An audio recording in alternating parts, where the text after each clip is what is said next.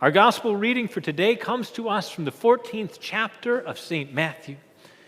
So now when Jesus heard this, that his cousin John the Baptist had died, he withdrew from there in a boat to a desolate place by himself.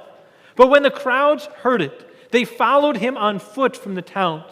When he went ashore, he saw a great crowd, and he had compassion on them and healed their sick. Now when it was evening, the disciples came to him and said, "This is a desolate place, and the day is now over. Send the crowds away to go into the villages and buy food for themselves." But Jesus said, "They need not go away. You give them something to eat." They said to him, "We have only 5 loaves here and 2 fish." And he said to them, "Bring them to me." Then he ordered the crowds to sit down on the grass, and taking the 5 loaves and the 2 fish, he looked up to heaven and said a blessing. Then he broke the loaves and gave them to the disciples, and the disciples gave them to the crowds. And they all ate and were satisfied. And they took up 12 baskets full of the broken pieces left over. And those who ate were about 5,000 men, besides women and children. This, the gospel of the Lord. Praise to you, O Christ.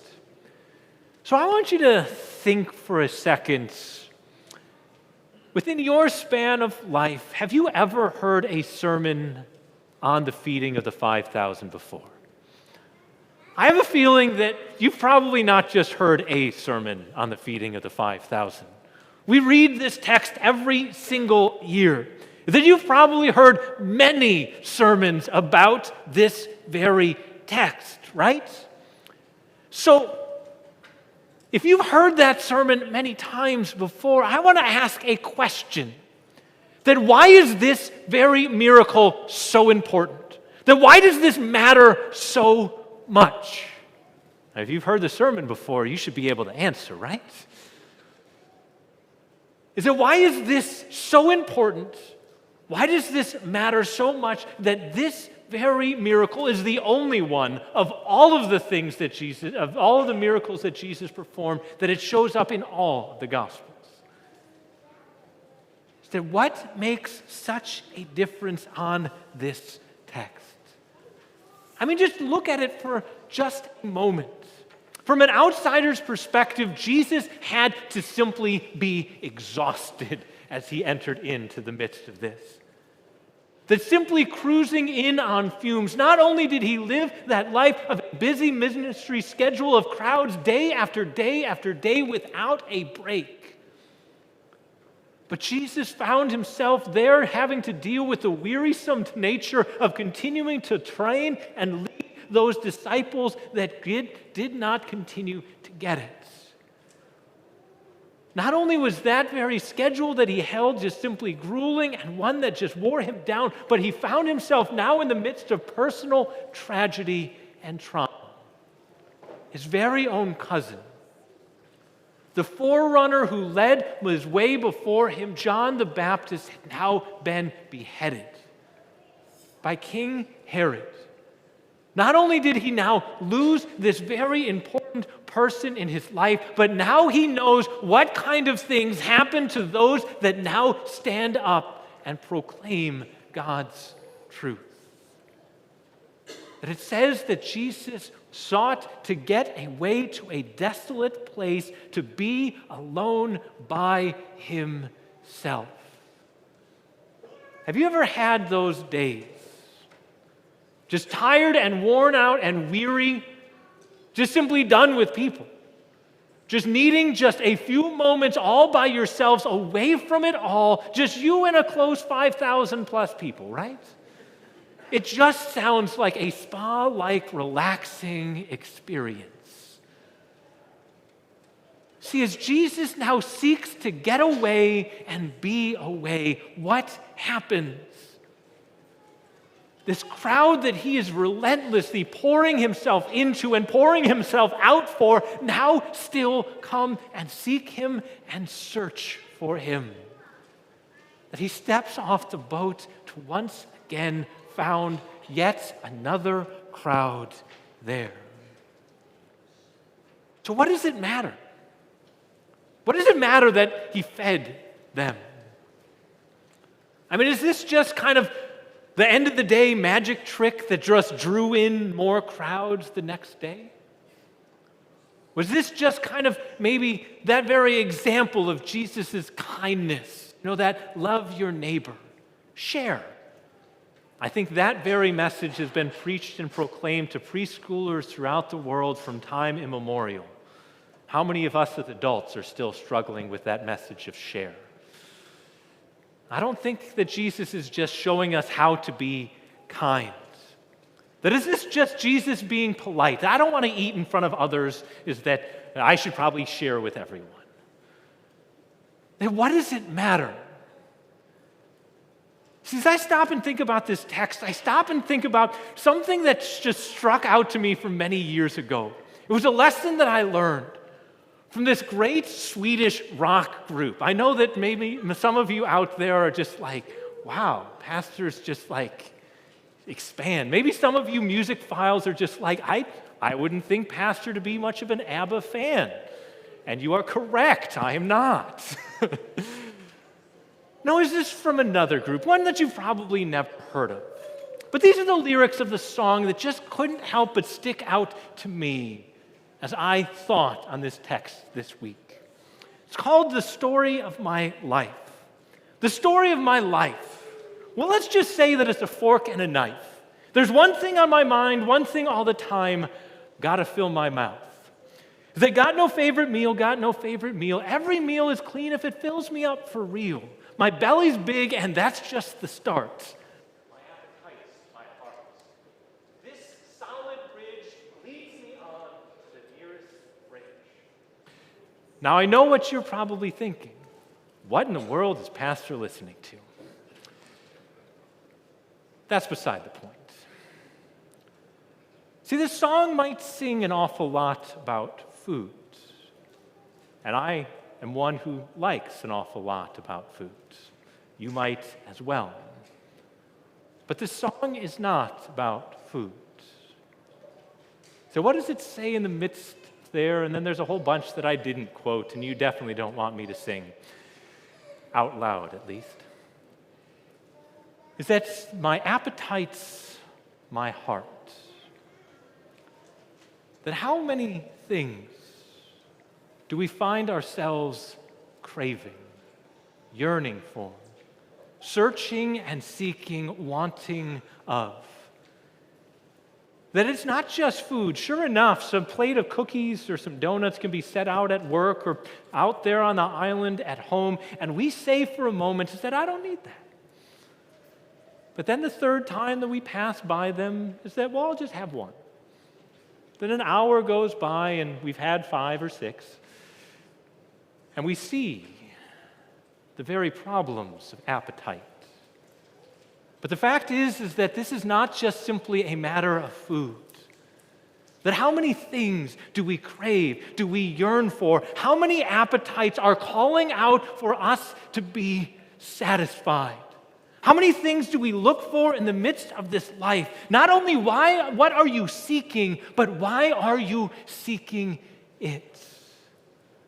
That those who had crowded and gathered around Jesus on that day, were they just looking for a really good sermon?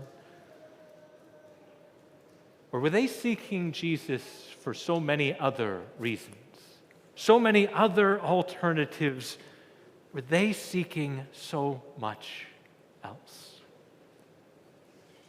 So Jesus comes into the midst of this, and now the disciples finally begin to show that they had a little bit of Jesus rub off on them. They're finally getting this whole kind of care for others thing. So at the end of the day, what do the disciples want to do? Jesus, it's getting late and there's no place for them to eat. Send them away to go and get something to eat. See, they wanted them to be sent away. Jesus wanted them to be brought near. They wanted them to go and provide for themselves. Jesus said, I will provide what is needed. That the disciples wanted to show a little care and concern, something that would cost them nothing.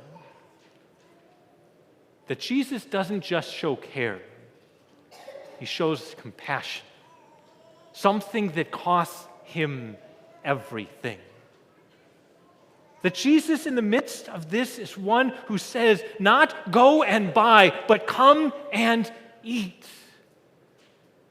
That what does our Old Testament reading say to us today? Is that come everyone who thirsts, come to the waters, and he who has no money, come buy and eat. Come buy wine and milk without money and without price. Now, if they had that sale at the grocery store today, would you go? Come and buy with no money. Come and take without price.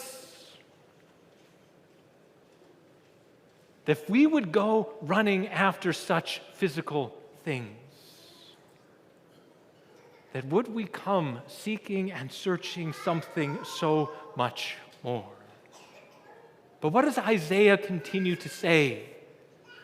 That why do you spend your money for that which is not bread and your labor for that which does not satisfy? Listen to me. Eat what is good. Delight yourself in rich foods. I mean, those desires, those appetites in our life, what do they cry out? They cry out for more. I mean, how much is enough? I mean, just think about that. How many zeros there has to be at the end of that bank account for you to say, I think I'm good? How many things have to be crammed into that closet or jammed into that garage or set up in that lake house or that condo or whatever else for us to say, I think that's enough? I mean, even your average day, is that even a good day? How many things need to go right for you to say, today was a good day? I think for many of us, that's a hard one. Our bar is not low. It is actually quite high. That we want more. We want things there. But Jesus comes. He comes in the midst of things today to remind us of that fact that not only what does this miracle tell us about him, that he is powerful enough to provide out of little and give much, but it says something about us. That too often we yearn and crave and desire something bigger, something better, something more. Not just on the bad days, but on the good days. Sure enough, sin and temptation will always lead us down that path that wants more, but the fact is that even on the best days, don't we have a yearning for something greater? God has placed that very yearning for something bigger in this life, for the very fact that he comes to offer us something bigger. That Christ comes and has compassion. Not just that he suffers with, but he suffers for us. The bread of life gives everything that he has and everything that he owns. He gives it all up that we might be his. The next time that we find ourselves hungry, desirous, yearning for something and not quite satisfied, that may it remind us of that very fact, that Christ came to do it all for us that we might have what is needful. That crowd left that very day satisfied and filled as he then sent them away. Not just with them being filled, but with even doggy bags, 12 baskets full to go and to take to others. That Jesus has that kind of grace, that kind of forgiveness and compassion and care, that he would literally go to hell and back again for us. That is what he comes to bring. That what does this deal with this little bag of food and 5,000? that God can do with little, simple, ordinary things, amazing things. That a little splash of water in your baptism, He can forever change your life. Or at that table as He comes and offers to you that very small little gift that you might walk away and say, I get more at Costco. The fact is, what does He offer? A foretaste of the feast to come. He offers a gift that promises to satisfy and nourish, not just in this life, but in the next. That may our God continue to work in your life and create that faith that looks to Him alone.